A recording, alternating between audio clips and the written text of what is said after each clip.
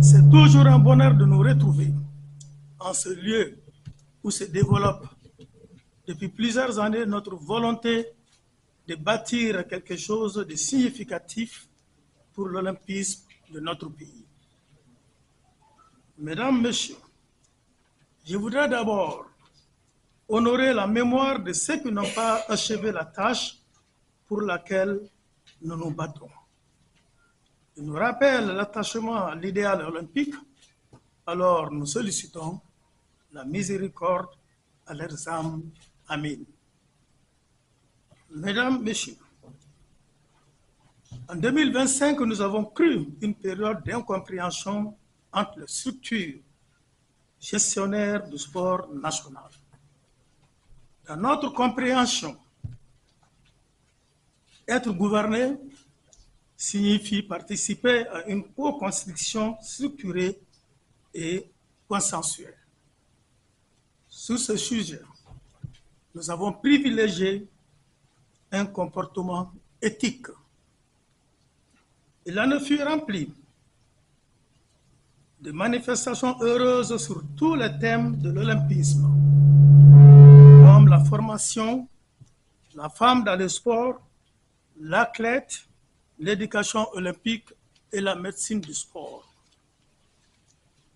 Et à juste titre, nous adressons nos encouragements à toutes les fédérations nationales sportives, chacune selon son leadership et le talent de ses athlètes à faire rayonner les Mali.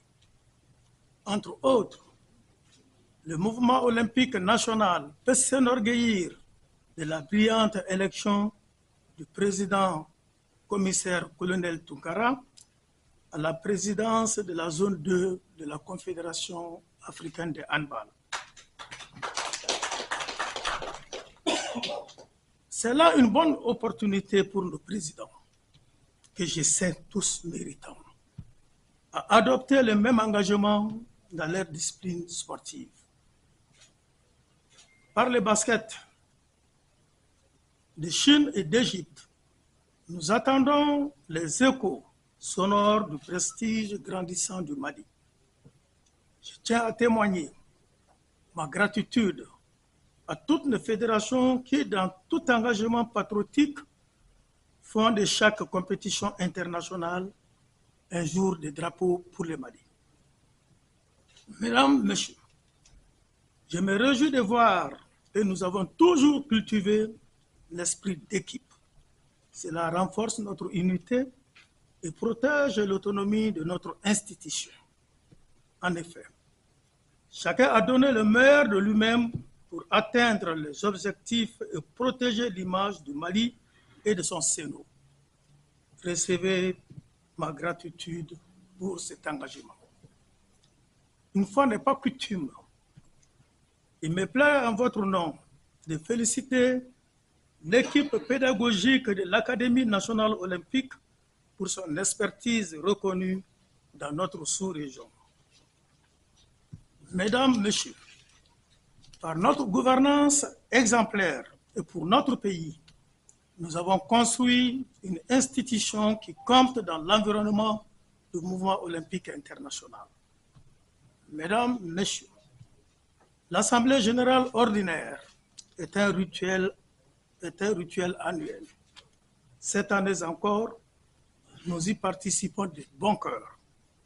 La session présente n'est pas fondamentalement différente des précédentes.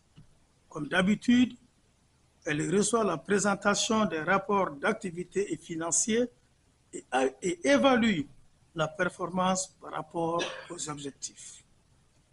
Mais et en plus, elle considère les nouveaux outils de gouvernance.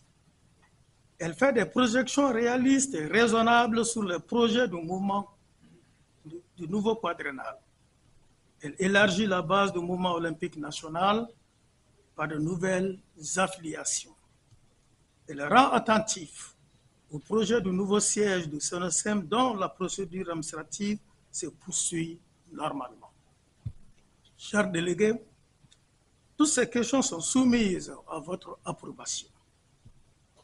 Mesdames, Messieurs, le mouvement olympique est un facteur de stabilité et de promotion des valeurs humanistes.